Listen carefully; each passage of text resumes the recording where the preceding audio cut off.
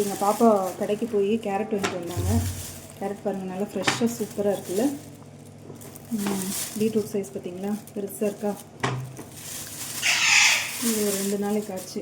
முள்ளங்கி இப்போ இதெல்லாம் சேர்ந்தே வெறும் 60 rupees மட்டும்தான். ஸோ இன்றைக்கி என்ன குழம்பு பண்ணலான்னு முடிவு பண்ணேன்னா, கேரட் பொரியல் மட்டும் வச்சுக்கலான்னு இருக்கேன்.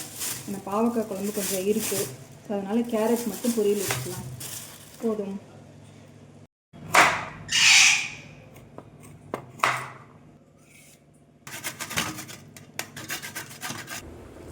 கடலைப்பருப்பு போட்டு, கொஞ்சம் கடுகு போட்டு, கருவேப்பிலை போட்டு, 2 மிளகாயை கட் பண்ணி போட்டு, ஒரு வெங்காயத்தை போட்டு மிக்ஸ் பண்ணி விட்டுட்டு, பொரியல்ன்றதுனால தூள் உப்பு போட்டுட்டு, கொஞ்சமாக மஞ்சத்தூளும் விதறி விட்டு, துருவி வச்சுருக்கிற கேரட்டையும் போட்டுடலாம்.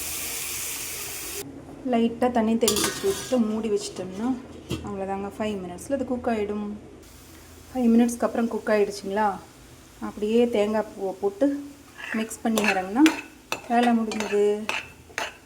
அவ்வளோதாங்க, நம்ம வீட்டில் கேரட் பொரியல் ரெடி.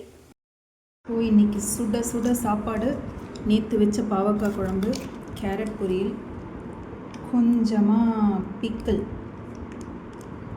அப்புறம் கொஞ்சமாக தயிரும் வச்சுருக்கோம். இன்றைக்கி சாப்பாடு இவ்வளோதான்.